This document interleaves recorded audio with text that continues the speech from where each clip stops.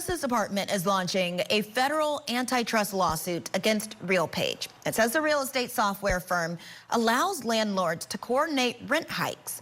Let's bring in national correspondent Vanessa Mashanya, who's been covering this story.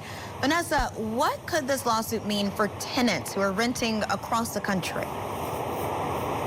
Yeah, Aaron, good evening. So, this suit is coming as 42 million Americans are what's called as rent burden. That means they're paying more than a third of their income on rent. And about 12 million Americans are paying more than half of their income on rent. That's all according to a housing study done by Harvard earlier this year. And this suit also follows the Biden administration's strategy of filing antitrust lawsuits against big corporations in the hopes of taking down some of these higher costs that we've all been experiencing in many facets of our life lately. However, not everyone believes that's the way to go about it. Everybody knows the rent is too damn high, and we allege this is one of the reasons why. The Department of Justice is filing an antitrust lawsuit against RealPage, a real estate software company, accusing it of orchestrating a scheme to coordinate with other landlords to raise prices nationwide. They say using an algorithm to give high recommended rent prices. Competing landlords agree to submit to RealPage on a daily basis their most sensitive, non-public information, including rental rates, lease terms, and projected vacancies. RealPage then combines this data from competing landlords and feeds it into an algorithm that provides real-time pricing recommendations back to the competing landlords. The lawsuit is being filed alongside attorneys general from 8 states, including California and North Carolina. In 2021 and 2022, rents exploded across the country. In the 50 largest metro areas, rent rose 19.3% over a year. It's tapered off since, but has remained high for many renters. The DOJ believes that this algorithm helped to get landlords on the same page, undercutting competition that would usually help keep prices lower.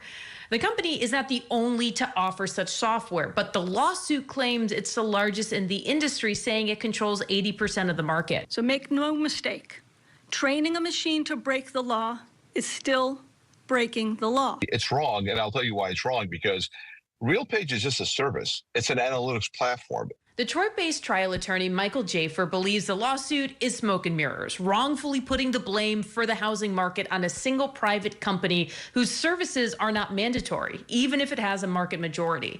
In a statement to the AP, RealPage said the suit is devoid of merit and will do nothing to make housing more affordable. The filing is the latest by the DOJ to try and tackle rising prices through antitrust suits, including against Apple and Ticketmaster, something Jaafar disagrees with as the right move to combat high costs.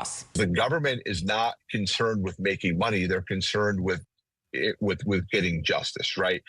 The problem comes in when you have an administration that has political agendas. As both sides move to the next phase, Jaafar says RealPage has a battle ahead. Either you survive or you die. There have been websites that have just died under something like this. I don't think that would happen to RealPage. What RealPage is going to have to do is just fight this.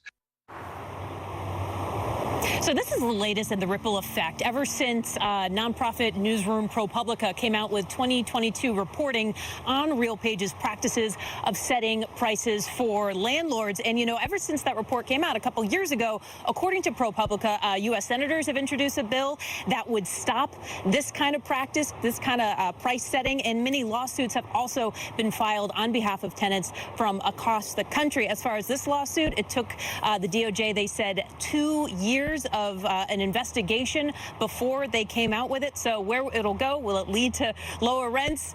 We'll just have to wait and see, Aaron. And I know a lot of people are interested in keeping an eye on that one. National correspondent Vanessa Mashanya, thank you so much. Well, the Federal Reserve Bank of